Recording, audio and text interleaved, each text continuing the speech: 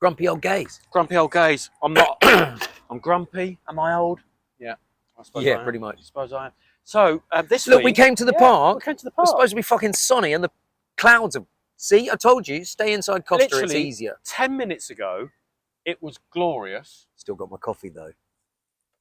We've still been to Costa, of course. 10 minutes ago, it was glorious. We said, "Oh, let's do it in the park." Yeah, let's do it in the park. Why not? Get down here, and I had to put my jumper on. It's not even that warm. you can see them There's clouds. fucking great big black clouds. I'll show you those clouds, and you can see just on one half where it was nice has moved over, and now it's bastards. You know that clapperboard that he's got? I tried to rub out the old one and write the new thing in. I've got freaking blue fingers now. Well, that's because a week. You said it was a whiteboard. Well, it was a week ago, but it kind of like dried onto the. So you know I'm doing this kind of commuting to and from Italy. Yes, you put a little bit. I put a little bit of QVC Italy on exactly there. Right. Yeah. Plane travel. Oh my god, it's uncomfortable, isn't it? Well, it you is wait the and class wait you and go. wait. Absolutely, it's all economy, isn't it? You wait and you wait and you wait, and people queue jump. Oh my god, they queue jump. We were in the departure lounge at London City Airport. Not a great airport, I have to admit. And they said the flight for the best city in the world, to have such a cheap bus station as an airport. I mean, it is a bit like a bus station. They went, the flight is very full today, and you know, it's like aren't they designed to be full? You know those bags, but you know the cabin bags that everyone kind of they just got bigger and bigger and bigger, and now they're saying, oh, and so they won't all fit in the cabin. If you don't need anything on the flight, could you check it into the hold? And literally 4 people went up, and they had to make the announcement 4 times to get enough people to. But I don't have one of those big ones. I just took my rucksack. But it's crazy that there's no way they need all of that stuff actually on the airplane. They just don't want to wait at baggage reclaim at the other end. Yeah. They should actually make it cheaper to check it in, because it's got to be more, you would think, convenient for the airline to get it off them, and then they're not trying to get them in the overheads, off the overheads, damaging people's heads, all those things. And as I got on the plane, both ways the last time, the person in front of me reclined their seat even before we took off, and it's like, fuck off! Why don't you? I thought the cheap airlines had stopped doing that. I thought they'd actually made them so. I think. Well, ITA Airways is quite good actually. I mean, overall, the service on Italian Airways is quite good. But EasyJet have stopped doing that. Their chairs are fixed now. You can't do that. When we flew to Gran Canaria, they're like little plastic seats now, aren't they? Like at the bus station. Yeah. They are literally like they are like bus station seats, exactly. What are you doing? Are you fiddling? No, with it? I'm annoyed because I've lost a little. You're always annoyed. Yes. That's why the thing is called grumpy old gays, for fuck's sake. But I thought. Well, the sun's out. Oh my god! Quick! Actually, quick! Take a photo. This is summer 2024. This is June the 6th. It is literally going to be. But look at it.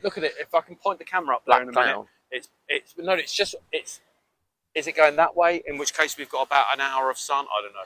When I got off the aeroplane, let me finish this plane story. When I got off the aeroplane, and I got on the train, there was a girl sitting on the other side on the 4 in her tracksuit, mid-20s, I suppose, not in a dressing gown, but in a pretty grotty looking tracksuit, talking so loudly.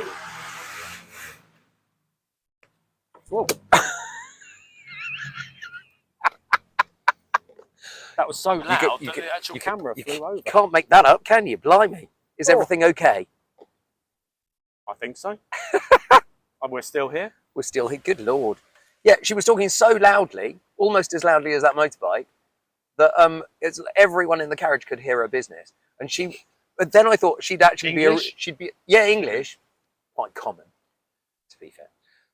But she was talking about how much she hated kids. And I thought, you can't say that on a train. And then I thought, we were talking about how much we hate kids on one of the previous episodes.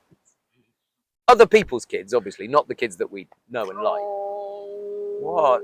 Children, it presents us with a whole dilemma, doesn't it? Because it's a whole, you should be nice to children, but sometimes they make it so difficult to be nice to them, don't they? Yes, they do. They really do. Thank you, parents. And parents, of course you love your children unconditionally, but that doesn't mean we have to. That Doesn't mean we have to. That's very true. Yeah, I mean, you see it in shops, and you just, there are chimneys waiting for those children to be up. You've said that before. It's like, let's talk about education. For a minute, because the one thing that is missing from the syllabus in Britain is financial education. So kids aren't. We were never taught it. They're not talking about how to budget. They're not taught about pensions. They're not taught about mortgages. They're not taught about interest rates. Nothing of those things they're everyday things that people need to know about. Because the intention of governments is to keep us so poor that we can't have a pension. We can't have we said we weren't going to do politics. No, we're not. Yeah, but there's very few people that can afford a mortgage at the moment, That's true. And less so can afford rent. Yep. Rent's even more expensive, but you have to go with rent because you can't get a mortgage. But but I also think on that subject, I also think that languages are missing. Oh, well, I feel embarrassed when I go to Italy. I've got like about 3 phrases and I get by. Hey, but they all speak really good English, and it's embarrassing. Yeah, we should be investing as a country. Well, I think the fear is now that because we're out of Europe, the European market, I know we're still in Europe, but out of the European market, is that we won't need languages so much. But we've always needed to have extra. And it is embarrassing whenever we go on holiday and you hear that person on the next table just talking in English but slower and louder, expecting to be understood, and have made no effort. And I've been guilty of it. Made no effort to speak the lingo at all. But I think some European countries put us to shame, particularly with children, that they can speak fluent English. Oh yeah, and we can't. Most other countries, in fact. And in fact, most of our children can't even speak fluent English. Oh, there's another whole topic in itself. I was talking to my podcast wife, Samantha. She's calling you my podcast husband. Okay. And she's my podcast wife for the other podcast. How do you say that? And she was saying that her mum used to speak fluent, like 4 different languages. So whenever they went on holiday, it was really easy. But you would see all the other people and how difficult that was. And it is difficult, I think. And it is embarrassing that, I'll go to the Italian hotel and they greet me in perfect English, and it's like, okay, well, it doesn't exactly make me want to try either. But is it fair to say that the Brits, like with everything, we like instant results? So things with languages, we take time, and we're so impatient that we don't have time to do that. It's far easier just to shout louder in English than it is to learn how to converse. I know that's not the rule. But I know there are exceptions to the rule, but the rule not generally is that we don't speak foreign languages. We expect the world to speak English to us. Je ne comprends pas. That as well. Fromage frais, Rodney. I knew you were going to do that. He's so predictable. Vive la France, as they say in Rome. That's the whole point, though, isn't it? Maybe we need to, make a stand that we do teach our children more, and I'm being serious now. We do teach our children more about languages, because I think most people will agree as we get older that we wished we had stuck with at least one language. Yep. So that it's we hear it with things like piano. Oh, I wish I'd kept my piano there, or I wish I'd learned the piano, but I'm too old now. I wish I'd learned the language, but I'm too old now. And actually in school, I only ever had the choice of French and German. I didn't ever do German. I did French for about 4 years, and I can get by in pidgin French. I mean, very pidgin French. But there was no Italian, there was no Spanish, there was no Russian, there was no nothing. Back in the 80s, it might have changed now, but I don't know. When I was at school in the late 90s, it wasn't like that. But he thinks he gets away with it. Look how wonderful this park is now. How completely different is it now that you don't need to do that? I know, but I want to. Okay. Whether I can put it back down again. Exactly. And now I look like 3 stone heavier now, because only 3. I'd position that camera to make me look slimmer, like pointing the other way. Yes. So I've got a question. Oh, go on. For people watching. Yeah. I think you should give us a topic, and we dedicate an entire 10 minutes to it. Yeah. So could be self-service checkouts. Oh no, we're going to do that one anyway. We've done that one anyway. I think we might do that again.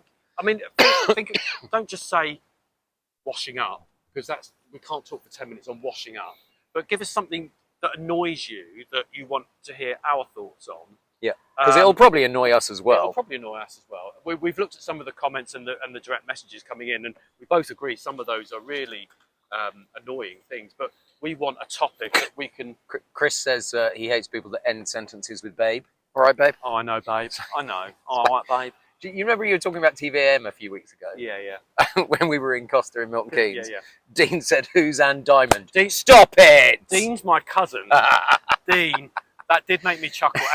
And whenever you comment, I like to come back with a comment, but I couldn't actually think of something funny or original enough to come back. But Dean, yeah, you know who Anne Diamond is, because there's only about... You're old enough, There's right? only about 3 years between us. I think you're 3 years... Well, visually older than me. But,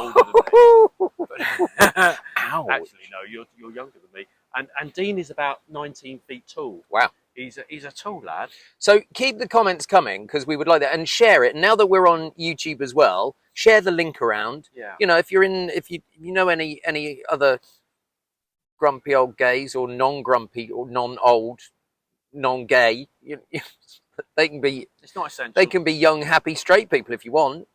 But not that I know any of them. I don't know anyone like that, do you? Don't think I want to either. They always look at us and say how happy we are. Yeah, I know. Yeah, because we haven't got the trappings of kids. Well, you're not going to go down the dinky route, are you? Yes. Dual income, no kids. Blimey. Anyway, I'm going to go and enjoy the rest of this. I wanted to talk about interest rates, but there's no real time to talk about interest rates, because interest rates, inflation's down, but interest rates still not down. What the fuck? Come on, Bank of England. It's like, yeah, seriously. Yeah, it's a very interesting topic. Interest rates, oh my God. And on that note, on that bombshell, over and out. Interest rates.